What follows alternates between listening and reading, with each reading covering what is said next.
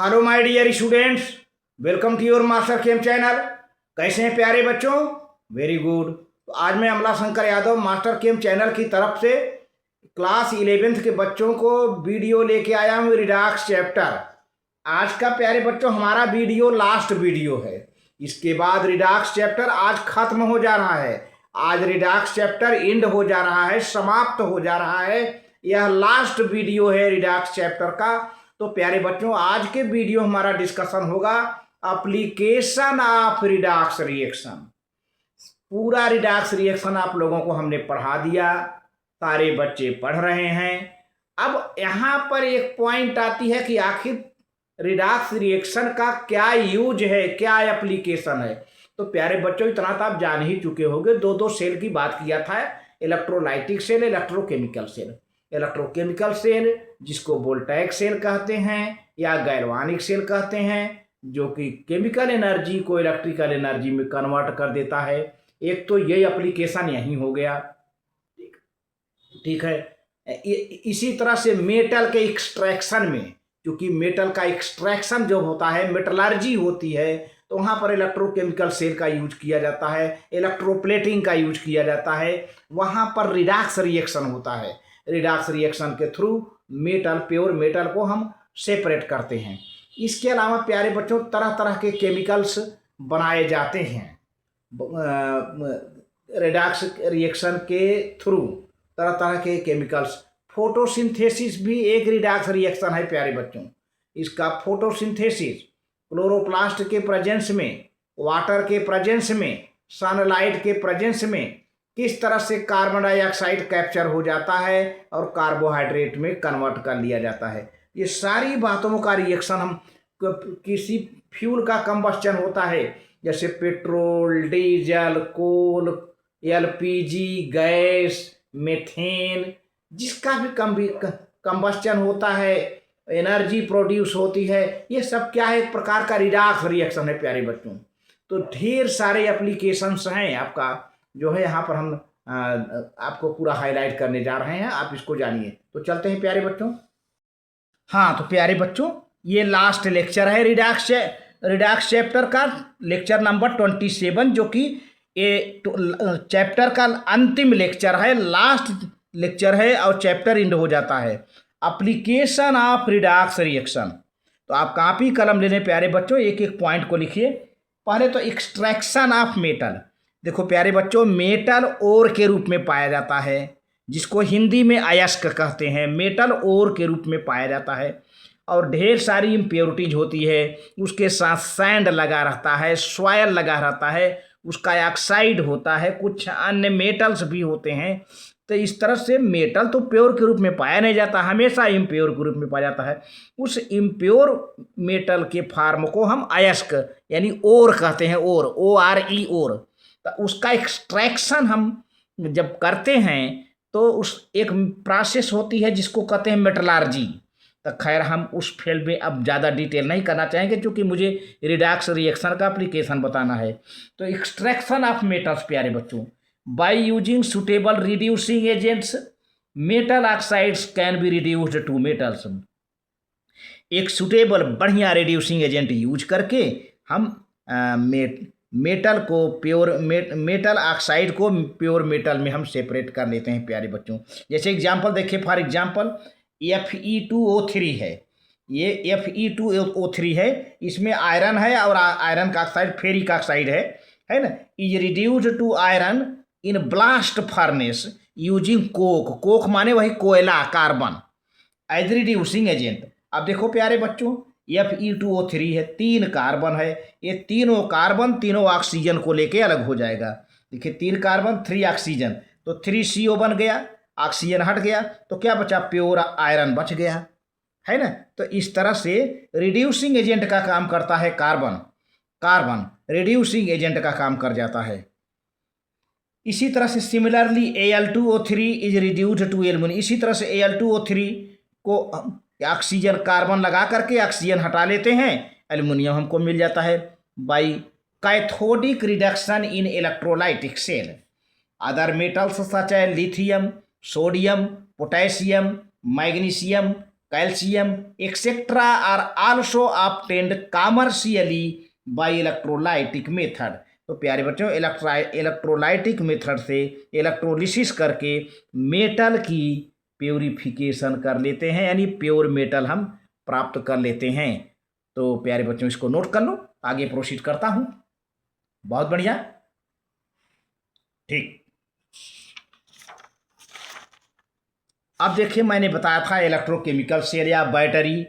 बैटरियां प्यारे बच्चों chemical energy को इलेक्ट्रिकल एनर्जी में कन्वर्ट करती हैं, जो कि एक रिडॉक्स रिएक्शन के थ्रू ही संभव है। तो देखिए, electrochemical cells are batteries based on redox reactions are widely used in our day to day life to run number of small and big gadgets and equipment. तो तरह तरह के मशीनें चल रही हैं, तरह तरह के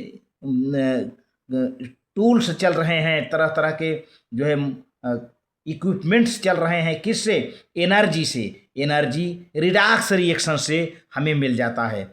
for example, storage cells are used to supply all the electrical needs of our cars, trucks, buses, trains, aeroplanes. तो प्यारे बच्चों, एक स्टोरेज सेल है। इस स्टोरेज सेल से कार चल रही है, ट्रक चल रहा है, बसें चल रही हैं, ट्रेन चल रहे हैं, एरोप्लेन चल रहा है। अब तो जो है इलेक्ट्रिक बस भी आ गई, आप मार्केट में दौड़ते हुए देख रहे हो प्यारे बच्चों।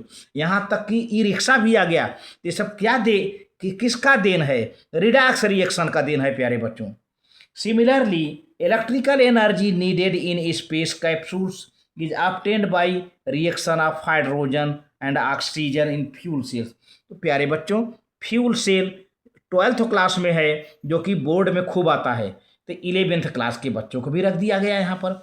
फ्यूल सेल जो कि अपोलो यान में भेजा गया था। अपोलो यान में जो है फ्यूल सेल में क्या होता है? ऑक्सीजन और हाइड्रोजन को हम सप्लाई करके जो है जो रिएक्शन होता है, तो फ्यूल सेल से हमको एनर्जी मिलती है, यानी केमिकल एनर्जी इलेक्ट्रिकल एनर्जी में कन्वर्ट हो जाती है।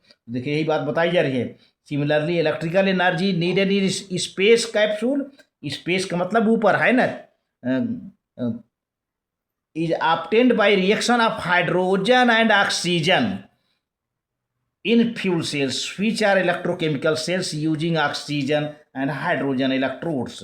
तो प्यारे बच्चों, इसमें ऑक्सीजन और हाइड्रोजन का इलेक्ट्रोड होता है, दोनों के बीच में रिएक्शन होता है, रिडॉक्स रिएक्शन होता है और एनर्जी प्रोड्यूस होती है। प्यारे बच्चों, ये फ्यूल सेल है। फ्यूल सेल जो कि अपोलो यान में यूज किया गया था, फ्यूल सेल। अब फोटोसिंथेसिस देखिए। आप हरे पौधे फोटोसिंथेसिस खूब बच्चे, छोटे छोटे बच्चे जानते हैं। Green plants convert carbon dioxide and water into carbohydrates in presence of sunlight. आप देखते हैं कि सनलाइट के प्रेजेंस में, वाटर के प्रेजेंस में हरे पौधे कार्बन डाइऑक्साइड और को कैप्चर करके कार्बोहाइड्रेट में कन्वर्ट कर देते हैं। This reaction is called photosynthesis. इस रिएक्शन को फोटोसिंथेसिस कहते हैं प्यारे बच्चों। और जब फोटोसिंथेसिस होती है तो उनको एनर्जी भी मिलती है। जो कार्बोहाइड्रेट बनता है, कार्बोहाइड्रेट से उनको फूड मिल जाता है, और फूड का जब ऑक्सीडेशन होता है प्यारे बच्चों, उनको एनर्जी मिल जाती है। तो आप पहले इसको नोट कर लीजिए। बहुत बढ़िया, वेरी गुड, वेरी गुड, ठीक है। अब देखिए, फोटोसिंथेसिस का यहाँ पर रिएक्शन दिया गया है प्यारे बच्चों। ये and is sensitised bye chlorophyll. Photosynthesis का जो क्लोरोफिल के प्रेजेंस में होता है। देखिए, 6CO2 6H2O। जितना मालिक्यूल कार्बन डाइऑक्साइड का है, उतना मालिक्यूल वाटर का भी है। CO2 गैसियस स्टेट में है, H2O लिक्विड स्टेट में, जो कि सॉइल से मिल जाता है पौधों को, प्लांट को। फिर सनलाइट है और पौधों की पत्तियों में क्लोरोफिल होता है। ये सब मिल करके क्या बन जाता है? ग्लूकोज। C6H12O6 ग्लूकोज बन जाता है, और ग्लूकोज का पॉलीमराइजेशन हो जाता है प्यारे बच्चों, तो कार्बोहाइड्रेट बन जाता है, और 6 मालिक्यूल ऑफ ऑक्सीजन मिल जाता है, ऑक्सीजन। इसीलिए कहा जाता है कि हमें पौधे लगाना चाहिए। पौधे हमें क्या देते हैं? Pure oxygen. And this oxygen is utilized in our respiration जब होता है, सांस लेते हैं, तो रेस्पिरेशन में हम ऑक्सीजन को यूज करते हैं प्यारे बच्चों। And during this reaction carbon dioxide is reduced to carbohydrate. इस पूरे प्रोसेस में कार्बन डाइऑक्साइड का रिडक्शन होता है। अब किस में रिड्यूस हो जाता है कार्बन डाइऑक्साइड? कार्बोहाइड्रेट में। While water is oxidize to oxygen, और वाटर जो होता है, वाटर का ऑक्सीडेशन हो जाता है ऑक्सीजन में, वाटर मालिक्यूल का ऑक्सीजन में। ये जानना चाहिए ऑब्जेक्टिव के लिए। वाटर का ऑक्सीडेशन होगा, कार्बन डाइऑक्साइड का रिडक्शन होगा प्यारे बच्चों। तो water is oxidize to oxygen, energy is needed for this reaction is provided by sunlight. तो ये पूरे प्रोसेस को आगे बढ़ाने के लिए कार्बन डाइऑक्साइड का रिडक्शन हो, वाटर का ऑक्सीडेशन हो, ये पूरे प्रोसेस को इनिशिएट करने के लिए कहाँ से एनर्जी मिलती है भाई? सनलाइट से। सनलाइट से एनर्जी जब पा जाएंगे तो ये कार्बन डाइऑक्साइड और वाटर का रिडक्स रिएक्शन स्टार्ट हो जाएगा, जिसमें कार्बन डाइऑक्साइड का रिडक्शन होगा, वाटर का ऑक्सीडेशन होगा। अब जिसका रिडक्शन होता है प्यारे बच्चों, ऑक्सीडाइजिंग एजेंट होता है। इसका मतलब कार्बन डाइऑक्साइड ऑक्सीडाइजिंग एजेंट हुआ और वाटर रिड्यूसिंग एजेंट हुआ।